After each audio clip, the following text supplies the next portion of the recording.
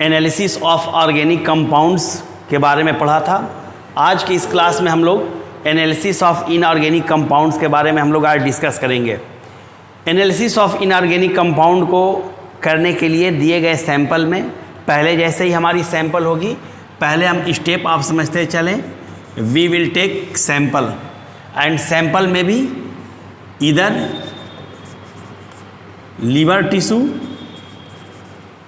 या फिर leaf tissue.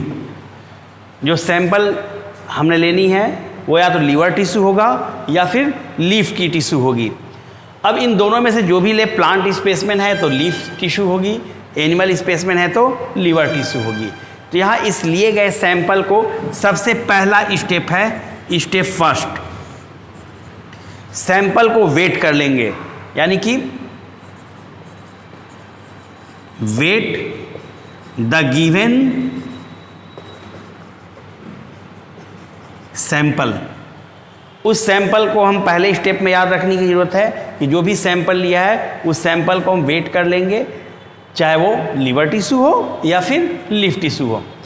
अब इस सैंपल को वेट कर लेंगे तो जो हमारी वेट सैंपल होगी तो हमें मिलेगी weight. We will get weight of sample. अब मान लो कि सैंपल का वेट जो है, हमने सैंपल के वेट को फॉर एग्जांपल लिया कि 10 ग्राम आया, तो ये 10 ग्राम है वेट। तो डियर स्टूडेंट्स, पहले हम सैंपल लेंगे, सैंपल को हम वेट कर लेंगे। वेट करने के बाद जो वेट हमें मिलेगी वो वेट होगी ये वेट। अब वेट मिली, फिर step second, we will follow step second. अब इस सैंपल को हमने करनी क्या है कि सैंपल को ड्राई करेंगे। तो ड्राई करने के पास हमारे ऑप्शन है कि एयर ड्राई करें या फिर ओवन में रख के हीट ड्राई करें। तो सेकंड स्टेप जो होगी, dry the sample in the presence of air और ओवन या एयर के प्रेजेंस में हमने जब इसको वेट करी ड्राई करने के बाद, तो जो हमको वेट मिलेगी तब हमको मिलेगी dry weight. We will get dry weight. अब मान लो कि सैंपल का फिर ड्राई वेट हमारा हो गया 8 gram for example, if you consider. तो इसका मतलब कि 2 ग्राम जो है, अप्रॉक्सीमेटली 2 ग्राम जो थी इसमें मॉइस्चर या वाटर था। अब हमें ड्राई वेट मिल गई सैंपल का, तो पहले स्टेप में हम वेट करेंगे। वेट करने के बाद जो वेट मिलेगी उसे वेट कहेंगे, फिर उसे एयर के या ओवन के प्रेजेंस में ड्राई करेंगे, तो इसे हम कहेंगे ड्राई वेट। अब ड्राई वेट मिलने के बाद स्टेप थर्ड में जो ड्राई वेट सैंपल की मिली हुई है उसे हम कंबस करेंगे। दैट मीन्स वहाँ पे कैलोरीमीटर में या फिर कंबस मीटर में कंबसन इसको करेंगे। Allow the sample getting after air dry. और यहाँ पे मैं लिख दे रहा हूँ आपको समझने के लिए कि ड्राई वेट वाली सैंपल रही। अब जब इसको अलाउ करेंगे सैंपल को, किसके लिए? कंबसन के लिए। तो एयर के प्रेजेंस में एक कंबस हो जाएगी, पूरी तरीके से कंबसन इसकी हो जाएगी। तो we will get ash will result, ash हमको मिलेगी। और यहाँ पे कार्बन कंटेंट है वो ऑक्सीजन के साथ रिएक्ट करके कार्बन डाइऑक्साइड बना देगी, वाटर बनेगा, रिमूव हो जाएगा। अब इसमें हमको लास्ट स्टेप में स्टेप 4 एनालिसिस ऑफ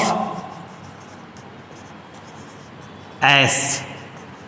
तो जो यहाँ हमको एस मिली है कंबस करने के बाद, उसे जब हम एनालाइज करेंगे तो इसी एस में जो इस कंपोनेंट के कंबसन के बाद मिली है, तो S contain inorganic compounds of sample. तो यहाँ एस में जो होगी जितने भी सारे इनऑर्गेनिक कंपाउंड्स होंगे सैंपल के, वो यहाँ पर अवेलेबल होंगे। लाइक दैट सोडियम आयन के फॉर्म में होगा तो सोडियम, कैल्शियम आयन के फॉर्म में होगा तो मैग्नीशियम एक्सेट्रा। लेकिन यहाँ पे आपको सबसे इम्पॉर्टेंट याद रखनी है, यहाँ मैं अलग लिख रहा हूँ बॉक्स में कि आपको समझ में आ जाए।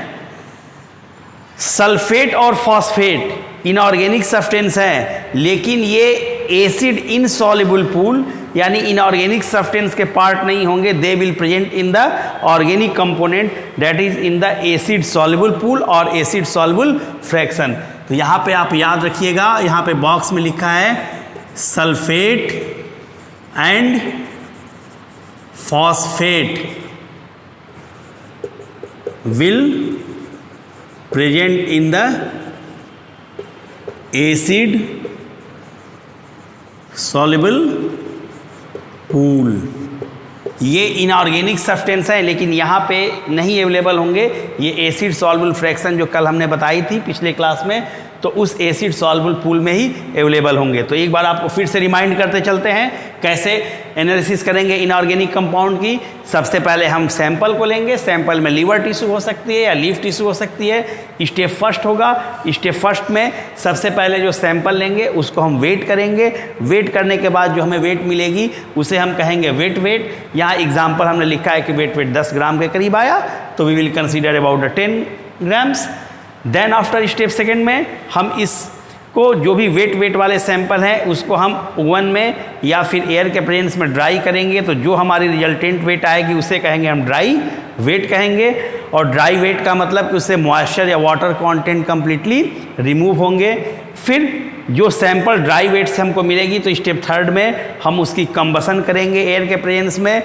कार्बन डाइऑक्साइड बनेगी। कार्बन कंटेंट ऑक्सीजन के प्रेजेंस में रिएक्ट करके कार्बन डाइऑक्साइड बनाएंगे, फिर वाटर बनेगी और ultimately we will get ash, राख बनेगी जिसे हम कह सकते हैं। और इस एस का ही एनालिसिस करेंगे तो वहाँ पे हमको देखेंगे कि इनऑर्गेनिक कंपोनेंट जितने भी हैं वो अपने मिनरल्स के फॉर्म में अवेलेबल हैं। लेकिन यहाँ सबसे इम्पॉर्टेंट है, पूछी भी गई है कि सल्फेट और फॉस्फेट इनऑर्गेनिक कंपाउंड है, लेकिन ये एसिड सॉल्युबल पूल में होंगे, न कि एसिड इनसॉल्युबल पूल में होंगे। तो इस तरह से डियर स्टूडेंट्स आपको ये टॉपिक क्लियर समझ में आ गई होगी कि कैसे हम ऑर्गेनिक कंपाउंड को एनालाइज करेंगे और कैसे हम इनऑर्गेनिक कंपाउंड को एनालाइज करेंगे। Thank you.